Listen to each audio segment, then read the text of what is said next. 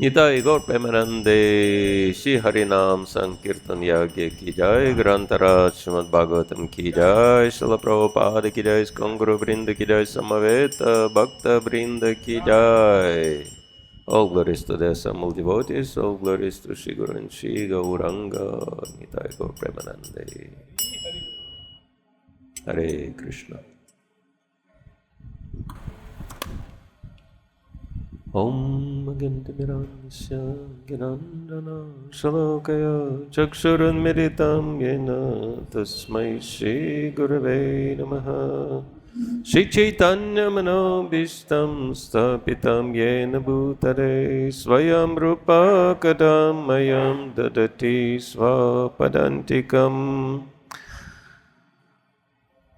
Vandeham Shri Guru Shri Yuta-pada-kamalam Shri Gurun Vaishnavamscha Shri Rupam Sagradatam Sahagana Rughunatanvitam Tam Sajivam Sadvaitam Savadutam Parijana Sahitam Krishna Chaitanya Devam Shri Radha Krishna Padam Sahagana Lalita Shri Vishakhanvitamscha Hey Krishna Karuna Sindhu Dinabandhu Jagatpate Gopisha Gopika Kanta Radha Kanta Namostute Tapta Kanchana Gaurangi Radhe Vrindavaneshwari Vrishabhanu Sute Devi Pranamami Hari Priye Vancha Kalpatarubhyascha Kripa Sindhu Bevacha Patitanam Pavanepyo Vaishnavepyo Namo Namaha Nama Om Vishnu Padaya Krishna Pristaya Bhutale Srimati Bhakti Vedanta Swami Niti Namine Namaste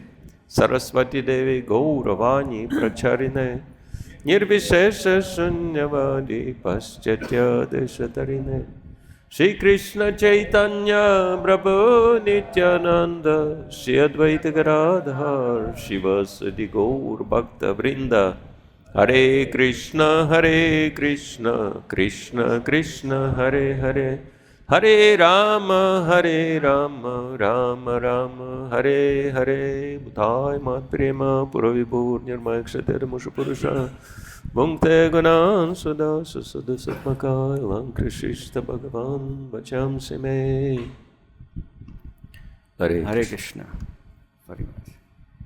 So we are very happy today. We have the Holy Association of His Holiness Bhakti Rasayana Sagara Maharaj with us. Hari Bol!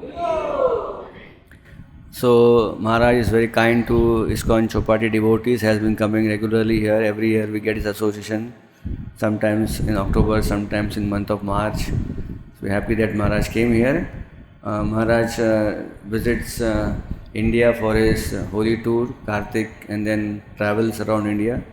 And in his India itinerary, he always keeps our ISKCON Chowpatty also as a, not just to visit, but to stay here and give his association. So many of the devotees have met Maharaj or heard Maharaj, seen Maharaj. We want to just give a brief introduction before he begins his divine talk. Bhakti Rasayana Sagara Maharaj is a very, very senior disciple of His Holiness Sundaradana Swami Maharaj, and the only sannyas disciple of Maharaj, as I got in the introduction. Maharaj has been hailing from Russia actually, and preaching there for many decades. Very difficult place to preach. All is different. It's easy to know Russia, Moscow, travel and tour is another thing, but to go and stay there in difficult conditions, in sometimes difficult weather conditions, and also considering Krishna consciousness is not very easily accepted by the leaders in terms of government authorities and all, and to preach there in all over the whole region of Russia is a very tough thing. But Maharaj has been doing this for many years and dedicating his life for Srila Prabhupada's mission. He has played many roles in his service in Russia. He has been for many years Sankirtan leader, temple president, regional secretary, GBC deputy, and currently he is also serving in the International Society in the is a member of Sabha, which is the advisory body to GBC for Shastric relevance. So we are very happy that Maharaj has come here and giving his time and his association to all of us. So let us very warmly and very in a very genuine appreciation, thank Maharaj for coming here, and let us welcome Maharaj to his own temple here by 3 times loudly chanting Hari Bol! Hari Bol! Hari Bol! Thank you, Maharaj. Hare Krishna. Actually, I can say whatever I can say only with your blessings, because it's great honor for me to be here. So many of you are my heroes, even though I'm not always in Chowpatty physically, but I'm always in Chowpatty in my consciousness, because I keep listening to the classes so many Chowpatty devotee gives. And so in my mind, you're all my heroes, and I am here a zero. But hope for a zero, if heroes will give little blessing, then zero will have little value. So, and you are my gurus, I'm learning from you, but somehow, every time I come to Chowpatty, devotees also want me to speak on Bhagavatam, so I feel like passing an exam, how well I've learned listening from all of you. Of course, I'm very grateful for this opportunity, because as we know, exams are most common reason for intense prayers. So it's beneficial for me. So counting on all your blessings, we will read from the 3rd canto of Śrīmad-Bhāgavatam, chapter 10, text 15. Chapter is entitled Divisions of the Creation. Om Namo Bhagavate Vasudevaya. Om Namo Bhagavate Vasudevaya. Om Namo Bhagavate Vasudevaya.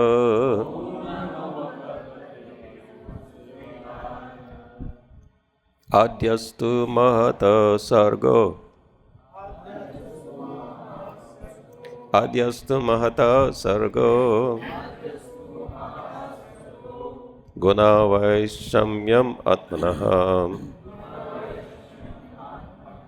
Guṇa-vaiṣamyam ātmanaḥ. dvitīyaḥ ahamo yatra. Dvitīyaḥ ahamo yatra.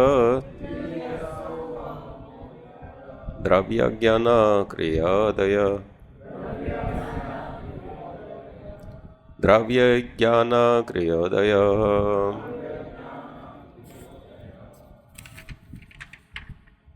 Ādyas tu mahataḥ sargo. Guṇa-vaiṣamyam ātmanaḥ. Dvitīyaḥ ahamo yatra. Dravya jñāna kriyā-udayaḥ. Synonyms: ādyah, the first, two, but mahataḥ, of the total emanation from the Lord.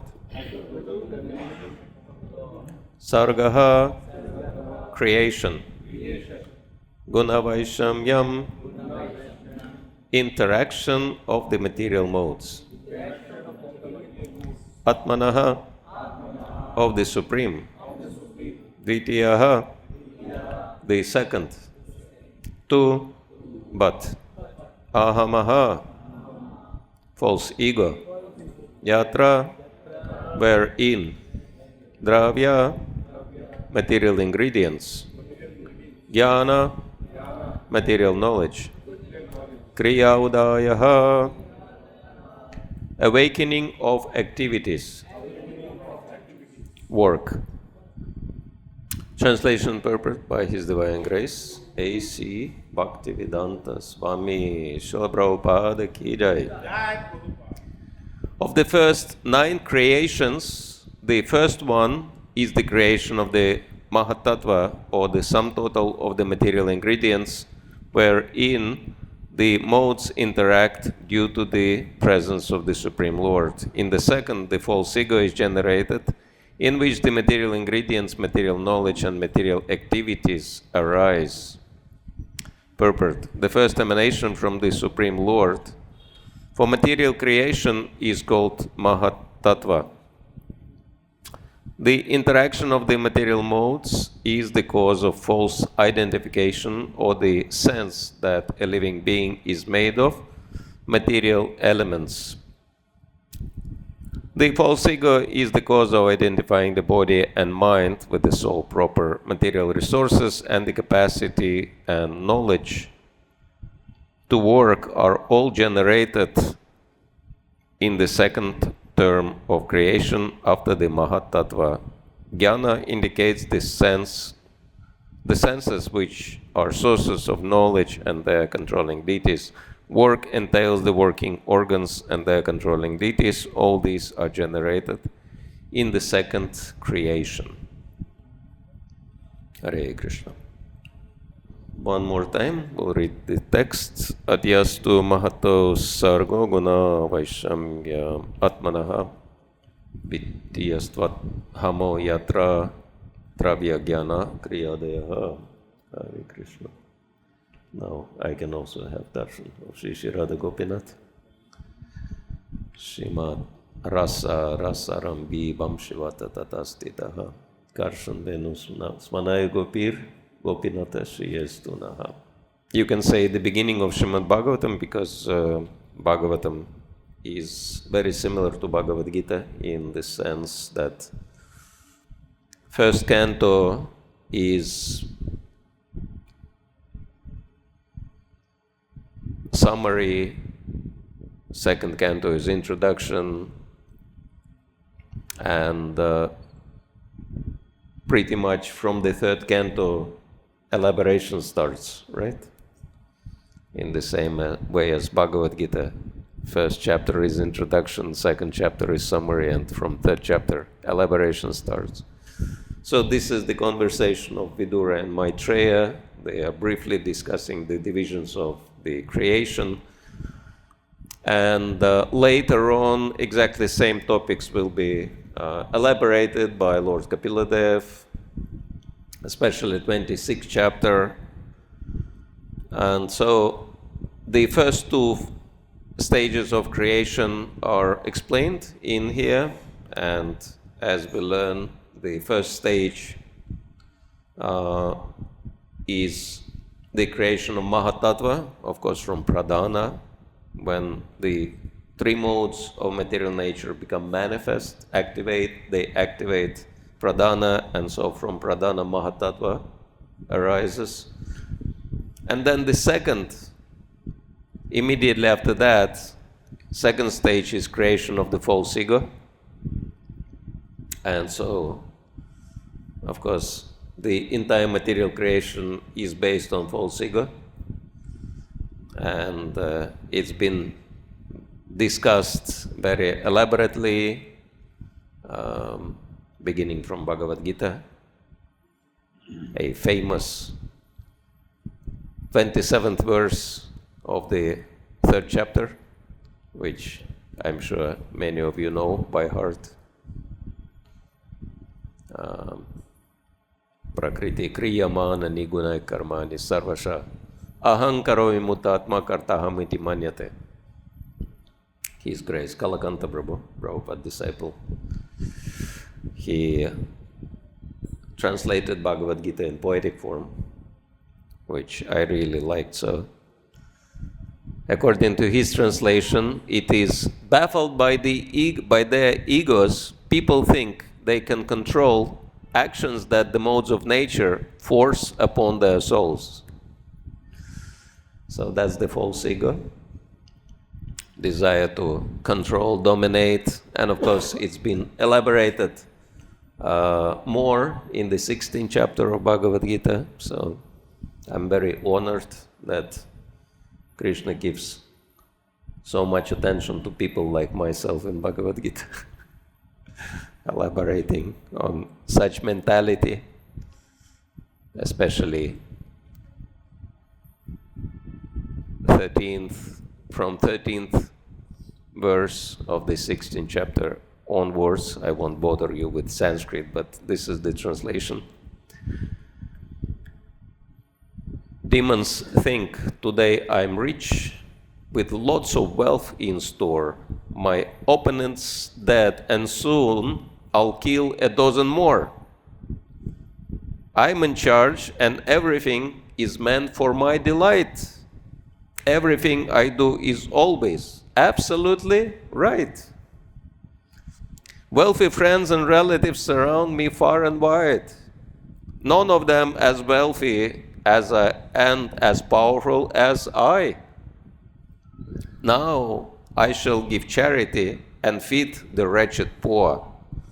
Thus the demons sink into illusion more and more. Stagnant, vain, and impudent, neglecting regulations. Demons fake some rituals to build their reputations. Done by crazy demons full of anger, pride, and sin, such pretentious desecrate the Lord who dwells within. Flustered by anxiety and lust, they cannot quell. Demons stay attached to sin and fall down into hell.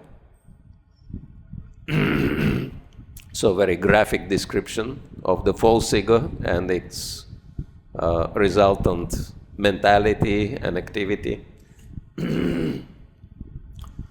And if we look at the chapter 26 of this chapter, of this canto, what Kapila Dev explains, it's actually mind-blowing, because we understand that everything in this world is manifestations of the false ego.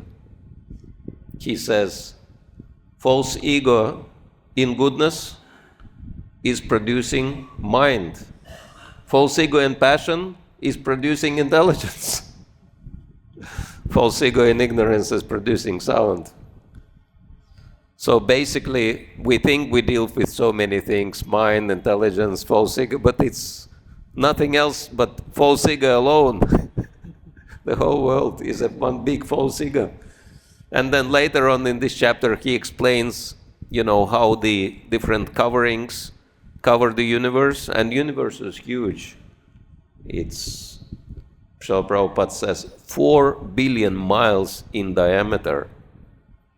And then the first layer is 10 times thicker than the universe, and next layer is 10 times thicker than the previous one, and next layer is 10 times thicker than the previous one, and it goes on and on and on and on. And one of the last layers before mahat-tattva is ahankara, false ego layer. So, is there any chance to escape from this prison house, right? So many walls, especially false ego wall. When I was in school, I went to see one movie. It's Mexican movie, and the title of the movie is Escape. And after watching this movie, I got so depressed that I decided I'll never ever watch any Mexican movie after that. Because, normal movie, at least Hollywood style, is happy end. But this movie was totally different. And the plot was that one man tries to expose some mafia and, reports to the police, but instead of dealing with mafia, they arrest him and fabricate something and put him in jail, because police was also corrupt. And so he has a friend who helps him to escape from jail, and successfully he escapes from jail, and once he is out, he feels relieved, and then police comes and arrests him and puts him back in jail. And then the same friend helps him again, with bribes and all these things. He escapes again, and police catches him and puts him in jail again. For 2 hours, he is escaping, police is catching him, putting back to jail, escaping, putting back to jail, escaping, putting back to jail. And guess what was the end of the movie? He is in jail. So I was so depressed, good man, and he's in jail. No matter how hard he tried. And only when I started practicing Krishna consciousness, I realized it's about us. It's the position of the conditioned soul. No matter how much we try to escape from this material world, escape the miseries of the material world, it's unavoidable. So, and the reason, the biggest and probably the only, jail for us is our false ego. So we are entangled by our own false ego. So what could be worse than false ego? I was thinking probably a fussy ego could be worse than false ego, because everybody has false ego, but not so many people have fussy egos. And so, the situation in this material world is totally hopeless, and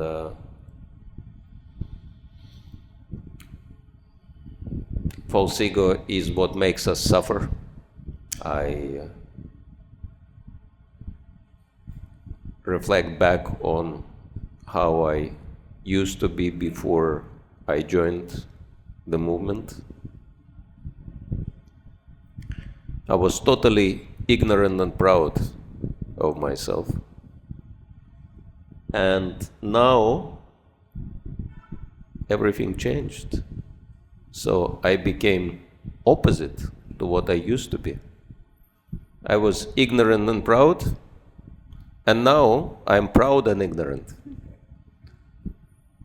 And if you think it's a joke, it's not a joke. It's not a laughing matter. You can actually cry because it is true. I can explain that I was ignorant because I was thinking that, goal of life is sense gratification, and I tried to enjoy as much as I could, and was pretty successful, and was very proud that very few people can afford the amount and level of sense gratification I can afford. So, but after I started practicing Krishna consciousness, I realized that false ego didn't go anywhere.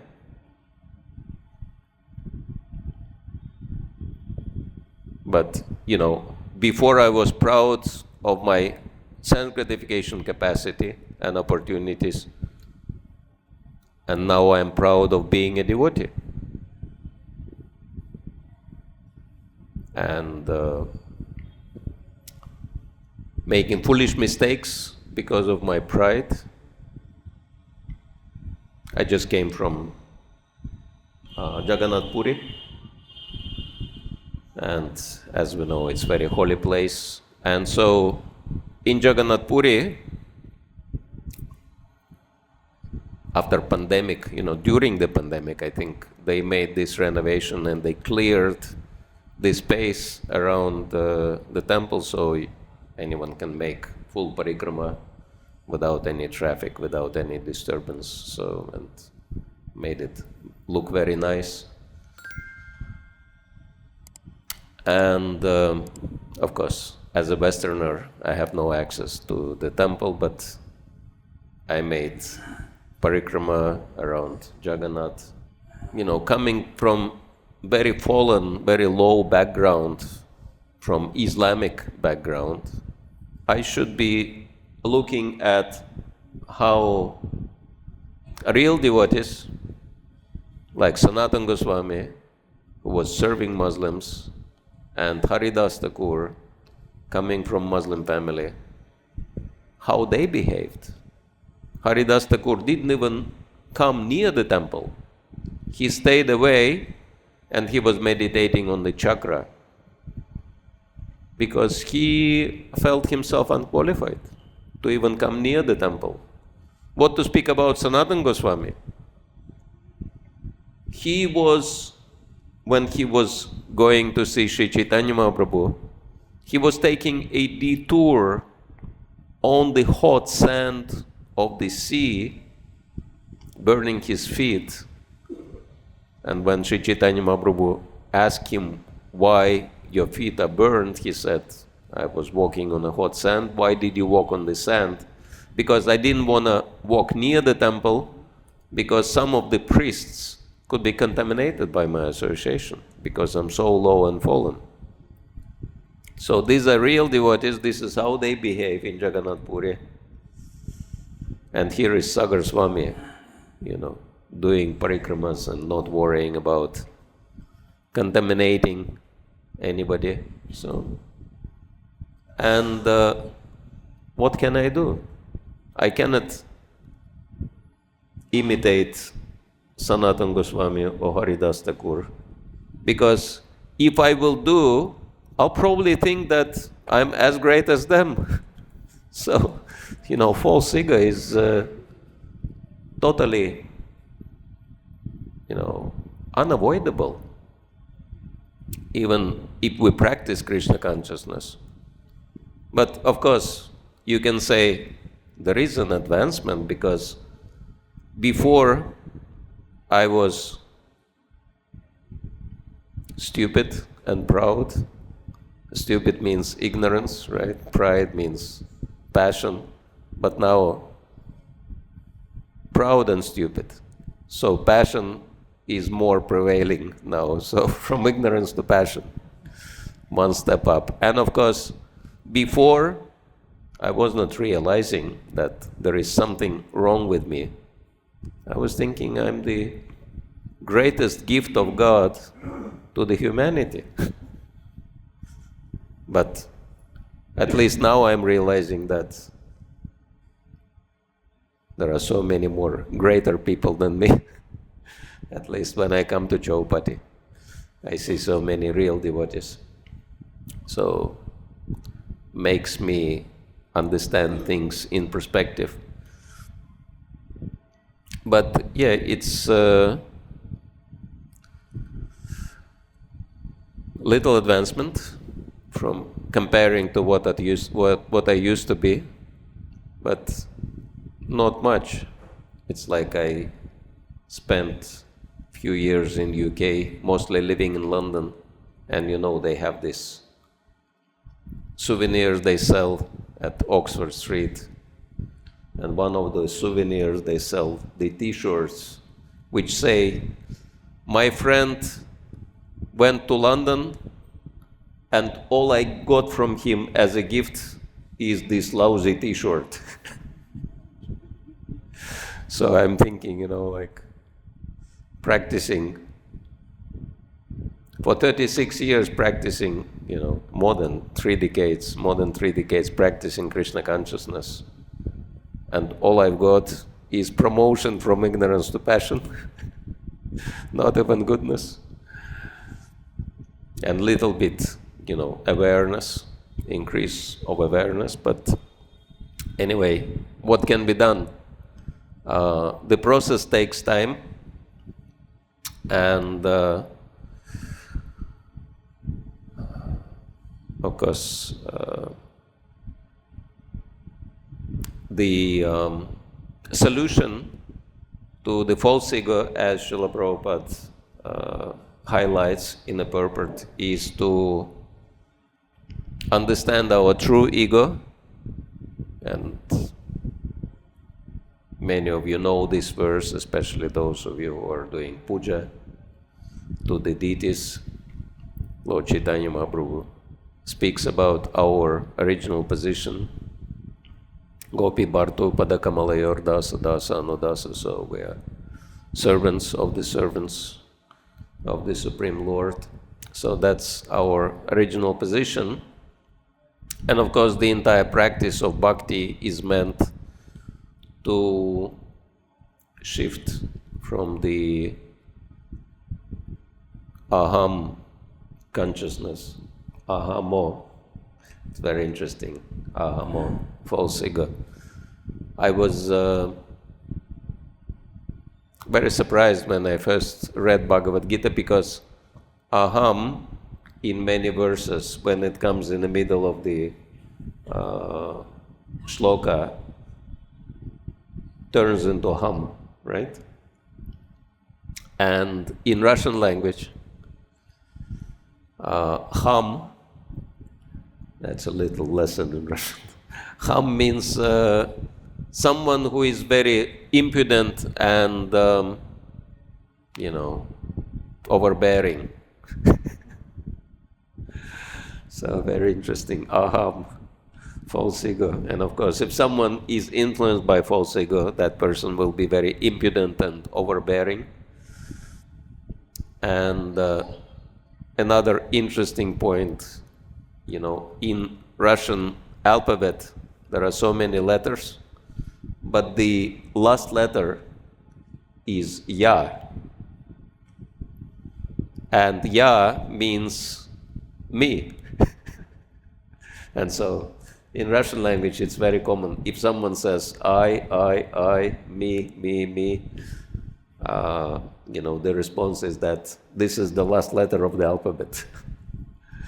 So, but, so many people put it first.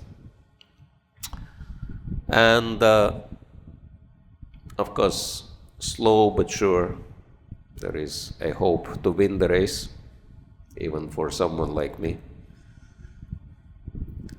And what helps us to realize that we are spirit souls? Anyone has any idea? What is the first and foremost thing which helps us to realize that we are spirit, not material body?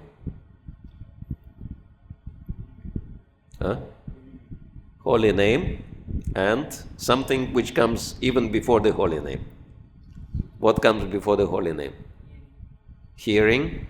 Something which is even coming before hearing.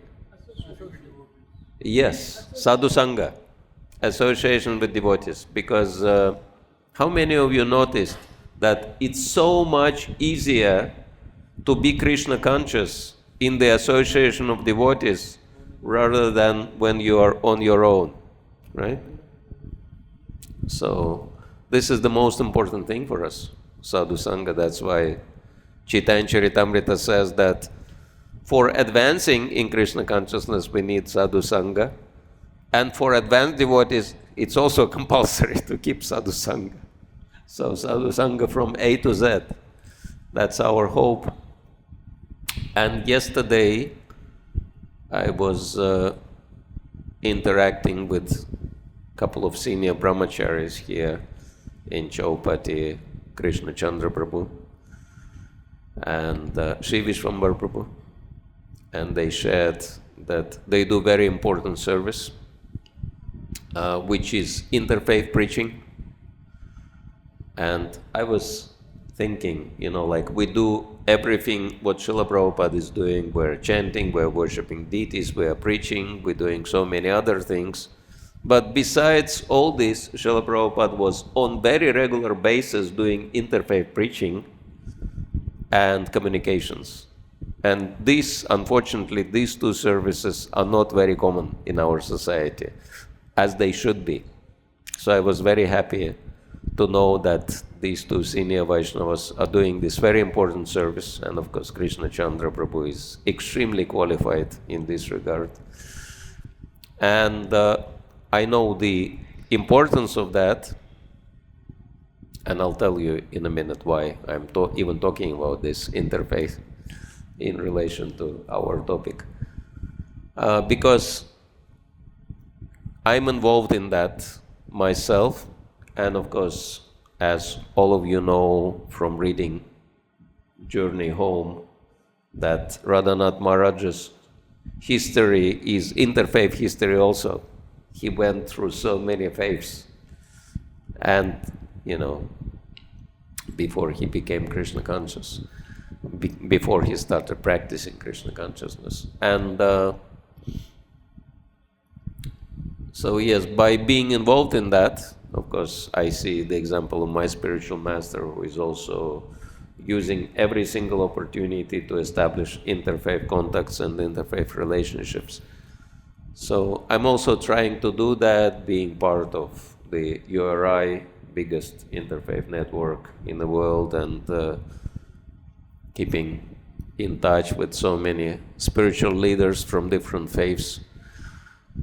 I know how powerful it is.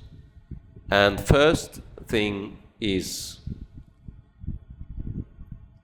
we can learn many things from these people. In corporate world, in professional world, some of you might know, there is a phenomenon which is very popular. It's called sharing best practices. Many of you know about it. And so in interfaith, it's also there, sharing best practices, because we can learn from other groups so many valuable things. And because so many faith groups are very nice, very good. And being in Los Angeles, I came across an amazing Christian group which belongs to New Thought Christianity. These are the type of Christians which probably Prabhupada would say these are real, genuine Christians, because they accept vegetarian lifestyle, they believe in reincarnation, they're very broad-minded, and they are embracing other faiths, very friendly, very positive, and extremely charismatic. I mean, the charisma, it just goes through the roof in there. It's unbelievable how powerful it is. And actually, it's so inspiring that, Los Angeles is the Western world headquarters of ISKCON. There are so many Prabhupada disciples. And even they, for inspiration, go to that church. Can you imagine that? And I spoke with one devotee. I won't be giving any names because, we have different people listening to classes. Not everyone is as broad-minded as Chowpatty devotees. So I won't be giving the name, but, very, very senior Prabhupada disciple who has done a lot of services to Srila Prabhupada personally, and still very active, very famous personality actually, but very humble, very simple. And I shared with him that I went to this church and it's really inspiring. He said, wow, I live in here, I never been there, take me there, I want to see what's going on. And I took him, and I asked him after that, how did it go? And he said, to be honest, that experience of being there brought tears to my eyes. And coming from someone who is not sentimental at all, and, very seasoned senior Vaishnava, that was a powerful statement. And he said, one thing which brought tears to his eyes was their welcome, how they welcomed him. And because this welcome they have makes you feel that you're really not the body, but you're a spirit soul. This is how powerfully they welcome. And just a quick question, how many of you would like to have a powerful spiritual experience right here, right now? Anyone? So we could do something similar to what they are doing there, just to introduce to that, very powerful tool. We just need few devotees in the audience who may be not feeling so inspired, who needs a little boost of inspiration. If you are in that category, please raise your hand. Few devotees, okay. Any ladies need a boost? We need at least one. Nobody wants any boost? Okay, one. Okay, so those who raised their hands, they can sit with few devotees, and they will be addressing you. They will say few words, repeating after me. So, those who raised your hands, please stand up.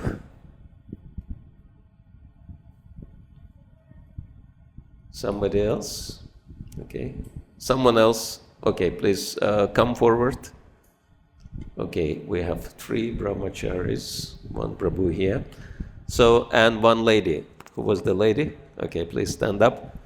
And, spread yourself even. And I want all other devotees, make a circle around these devotees. Let them sit in the middle, and you can sit around them. So please come somewhere so that devotees would make a circle around you. Circle, semicircle, doesn't matter. But you would have to face that devotee and look at that devotee. No. That you also raised your hand, Prabhu, right? So you have to have circle on your own. You have to have a separate circle. Yes. So everyone's ready? You don't have to look at me. You just have to hear what I'm saying and repeat these words addressing that devotee. Is that clear? What you have to do? Ladies? Yeah? Yeah, just make a circle facing that devotee.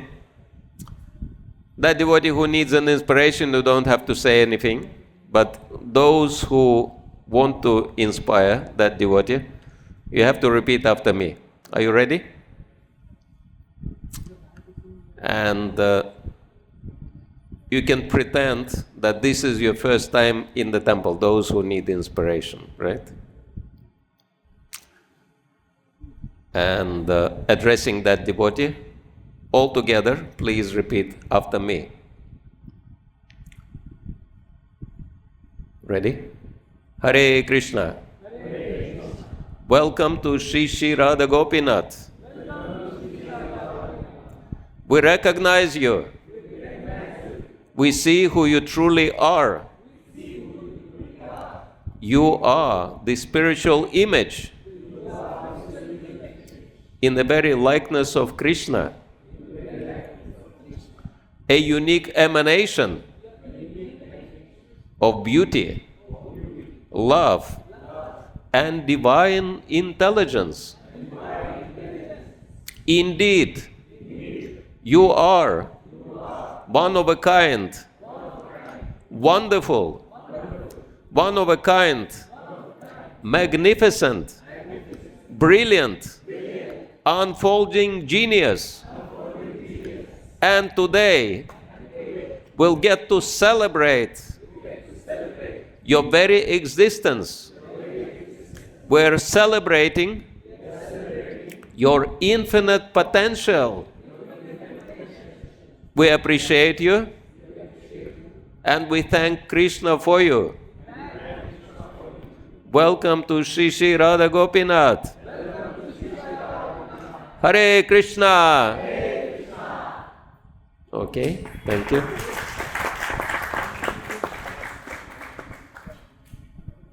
So, how did it make you feel?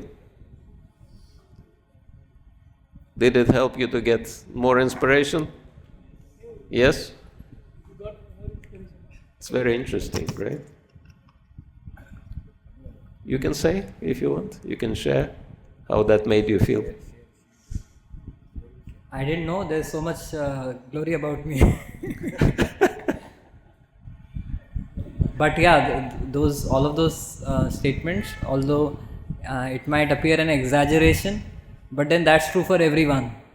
Each one of us is a spark of Krishna, carrying, emanating beauty, love, kindness, and So it's true. It's all true for everyone. Just I could see that potential has to be harnessed. Yes. Thank you, Maharaj, for those beautiful statements. And probably the biggest question, how do we create this atmosphere so that we have this atmosphere all the time, right? So that's Sadhu-sanga. If you see the best in everyone, if you see others as spirit soul, and how many of you felt when you say these wonderful things, you also feel inspired? Yes? So this is how it works. And then, of course, Krishna consciousness is helping us to grow through the process. And we know there are 5 levels of consciousness, right? Annamaya, Pranamaya, Manamaya, Vijnanamaya, Anandamaya. And, very briefly, Annamaya is when we're interested only in food. I know that Chowpatty devotees also were figuring out what to do with Annamaya folks who come to the temple only for prasadam, for nothing else. So, but this is the first level of interest in Krishna consciousness. And then Pranamaya comes. You're interested not only in prasadam, but in relationships with devotees. And then Manamaya, you want to take some responsibility, right? And Jnānamaya, you want to understand spiritual knowledge. And of course, then Anandamaya, you want to fully dedicate yourself to Krishna consciousness. So these are the steps of spiritual growth for all of us. And no matter how slow it seems to be, the process, it still works, which is the most important thing. We might be lamenting that, I might be lamenting that after over 3 decades of practice, I didn't become a devotee, unfortunately. But anyway, I have to pretend that I am a devotee because prasadam is too good. So there is, even if we haven't achieved much, whatever we've achieved is still so much better than the topmost achievements in the material world, and that should be our inspiration. Hare Krishna. Thank you all very much for your kind listening. So we'll stop here, and we won't have time for, one question.